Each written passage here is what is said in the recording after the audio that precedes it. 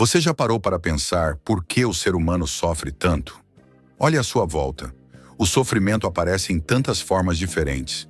Há quem sofra por dinheiro, pela falta, pela perda de um emprego, pelo medo constante de não conseguir sustentar a si mesmo ou a família. Há quem sofra por status, imagem, reconhecimento, pela necessidade de ser admirado, aprovado, validado o tempo todo. E qualquer crítica, qualquer rejeição, qualquer sinal de indiferença se torna uma ferida profunda. Outras pessoas sofrem com o próprio corpo, com a aparência, com o envelhecimento, com o medo da doença, com a perda da vitalidade, com a sensação de não se encaixar em nenhum padrão.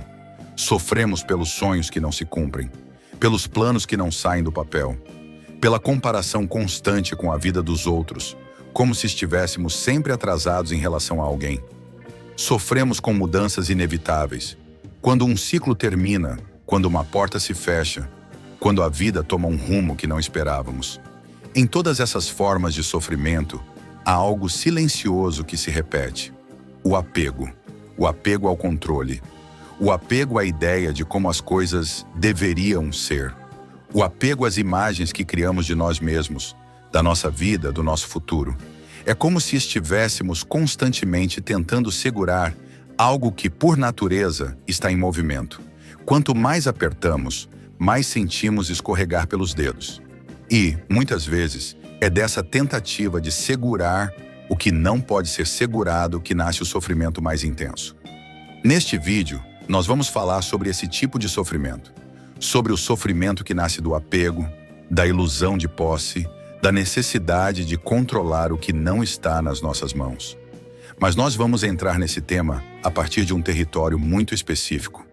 Talvez o mais sensível de todos, os relacionamentos íntimos, o amor, as conexões profundas que criamos com outras pessoas.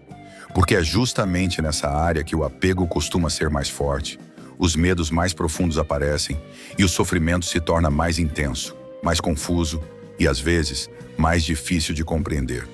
Se você já sofreu por amor, se já teve medo de perder alguém, se já se sentiu consumido por ciúme, ansiedade ou carência, o que vamos explorar agora também diz respeito a você. Quando algo dói na nossa vida afetiva, é quase automático pensar: eu sofro porque essa pessoa me deixou. Eu sofro porque esse relacionamento acabou. Eu sofro porque não fui amado como eu queria. Mas se olharmos com honestidade, vamos perceber algo importante. Duas pessoas podem passar pela mesma situação. Um término, uma rejeição, uma traição. E ainda assim sofrer de maneiras completamente diferentes. Isso nos mostra que a causa do sofrimento não é apenas o que acontece, mas a forma como nos relacionamos internamente com aquilo que acontece. A forma como interpretamos o que ocorreu. Como resistimos ao fim. Como nos agarramos a uma imagem de como tinha que ter sido. Em outras palavras, não sofremos apenas pelos fatos da vida.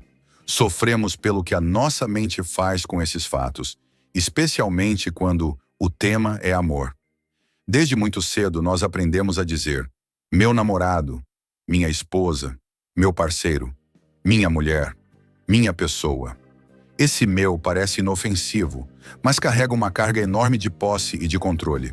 Sem perceber, vamos construindo a ideia de que o outro nos pertence, de que a relação é algo que temos, de que o amor é um objeto estável que conseguimos guardar e proteger para sempre. Enquanto tudo está bem, essa ilusão é confortável. Ela nos dá uma sensação de segurança, como se nada pudesse mudar. Mas quando a vida começa a se mover, e ela sempre se move, essa ilusão começa a rachar. Um afastamento, uma mudança de comportamento, uma fase difícil, um pedido de espaço, um silêncio diferente. De repente, sentimos como se algo nosso estivesse ameaçado. A ilusão de posse no amor diz: essa pessoa é minha. Ela tem que me amar do mesmo jeito, o tempo todo. O que sentimos hoje não pode mudar. Só que o coração humano não funciona assim. Pessoas mudam, sentimentos se transformam, fases terminam, novas fases começam. Não porque alguém seja mau, mas porque tudo o que é vivo está em constante movimento. Quando tentamos transformar o outro em algo fixo, previsível, controlável, Começamos a sofrer não apenas pelo que realmente acontece, mas também pelo medo do que pode acontecer e pela tentativa desesperada de evitar qualquer mudança. Existe uma lei silenciosa que atravessa tudo o que existe, a lei da impermanência. Nada permanece exatamente igual para sempre.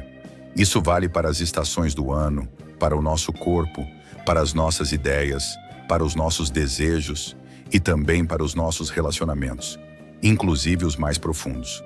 O amor, quando é verdadeiro, não é uma estátua de pedra, ele é vivo. O amor se expande, amadurece, muda de forma.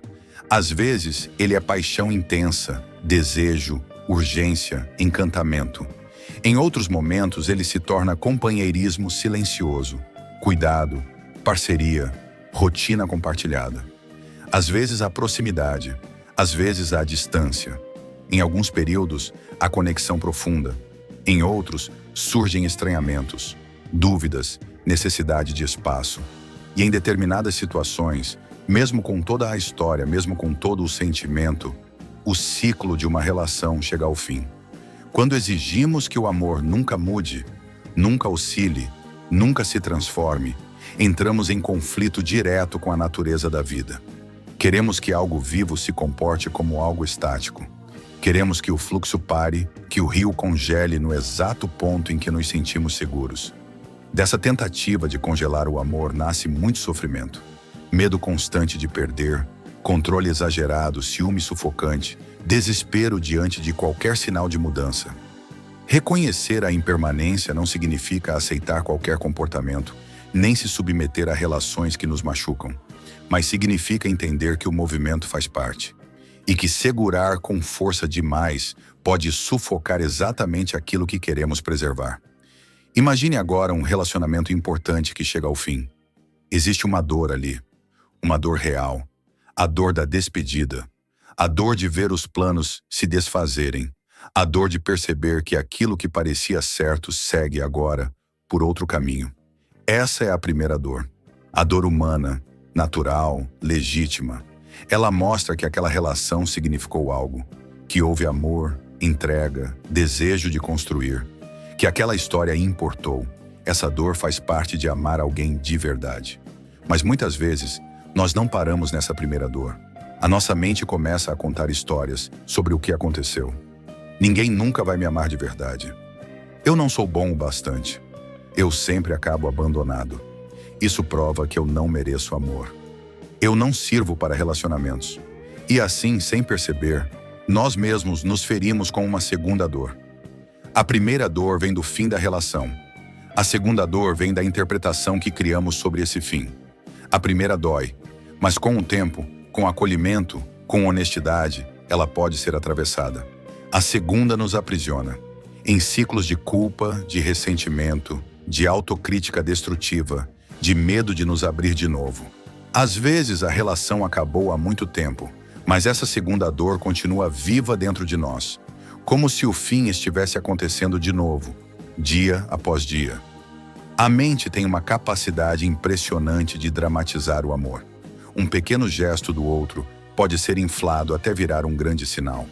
Uma mensagem não respondida se torna certeza de desinteresse. Um momento de silêncio vira rejeição absoluta. Um pedido de espaço vira ameaça de abandono. E muitas vezes não reagimos ao que está realmente acontecendo, mas ao filme que a nossa mente criou. Quando não estamos conscientes, confundimos pensamentos com fatos. O ciúme, por exemplo, muitas vezes nasce mais das histórias internas do que de algo concreto. Isso não quer dizer ignorar sinais claros de desrespeito ou fechar os olhos para aquilo que é evidente. Significa perceber que nem toda sensação de ameaça é um reflexo fiel da realidade. Dar um passo para trás, respirar, observar os próprios pensamentos, pode nos mostrar o quanto, às vezes, a mente aumenta, distorce, generaliza. Esse simples gesto de observar, em vez de acreditar cegamente em tudo o que pensamos, pode evitar muito sofrimento desnecessário nas relações íntimas. Falar em desapego no amor pode soar estranho. Pode parecer que estamos falando de frieza, de indiferença, de amar menos. Mas desapego aqui não significa amar pouco. Desapego é a capacidade de amar sem transformar o outro em propriedade. É se entregar à relação sem se abandonar. É estar presente, cuidar, se importar profundamente, mas sem exigir que a outra pessoa seja o único alicerce da sua segurança, da sua autoestima e da sua paz.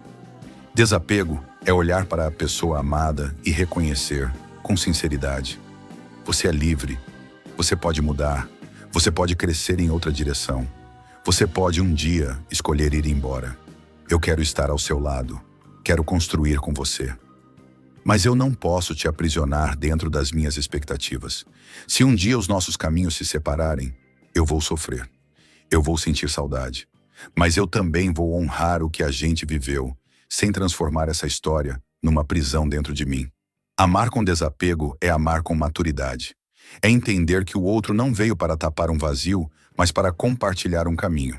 E que para existir amor verdadeiro, precisa existir espaço, não posse. Uma chave importante para diminuir o sofrimento no amor é entender com clareza o que depende de mim e o que não depende. Depende de você, a honestidade com que você se comunica, o respeito com que você trata o outro, o cuidado com os seus próprios limites, a coragem de olhar para os seus padrões, para as suas feridas, para as suas repetições. O quanto você se dedica à relação de forma sincera. Não depende de você o que o outro sente, o quanto ele está disposto a se conhecer, as escolhas internas que ele faz, o ritmo de crescimento emocional da outra pessoa, ou a decisão dela de ficar ou de partir. Muito sofrimento nasce quando tentamos controlar aquilo que nunca esteve nas nossas mãos. Mudar a essência do outro, controlar o desejo do outro, moldar a vida do outro para caber exatamente nas nossas expectativas. Quando, em vez disso, assumimos com honestidade o que é nossa responsabilidade e o que não é, algo dentro de nós começa a se reorganizar. Passamos a colocar energia em cuidar de quem realmente podemos cuidar, de nós mesmos e da qualidade da nossa presença na relação. Talvez você se pergunte: como colocar tudo isso em prática? Em momentos de ciúme, de insegurança, de ansiedade, experimente perguntar a si mesmo com calma: o que eu estou temendo perder exatamente? Muitas vezes o medo maior não é de perder o outro, mas de perder a imagem de quem eu sou quando estou com o outro. O medo de ficar sozinho, de se sentir rejeitado, de ter que olhar para a própria vulnerabilidade. Quando reconhecemos isso, começamos a perceber que não é justo nem saudável colocar todo o peso da nossa segurança nas mãos de outra pessoa. Pergunte também: eu amo essa pessoa pelo que ela realmente é, com suas qualidades e limitações, ou pelo papel que ela cumpre na minha carência, no meu medo, na minha necessidade de não ficar só? Eu quero compartilhar a vida com ela, ou estou esperando que ela me salve de algo dentro de mim que eu preciso aprender a olhar? Quando usamos o outro como muleta emocional, o apego cresce, o medo de perder aumenta e o sofrimento se intensifica. Quando começamos a nos relacionar como dois seres inteiros, imperfeitos, mas responsáveis por si mesmos, o amor ganha espaço para ser mais leve, mais verdadeiro, menos baseado em necessidade e mais baseado em escolha. Em vez de ver a impermanência como inimiga do amor, podemos vê-la como aquilo que torna cada momento mais precioso.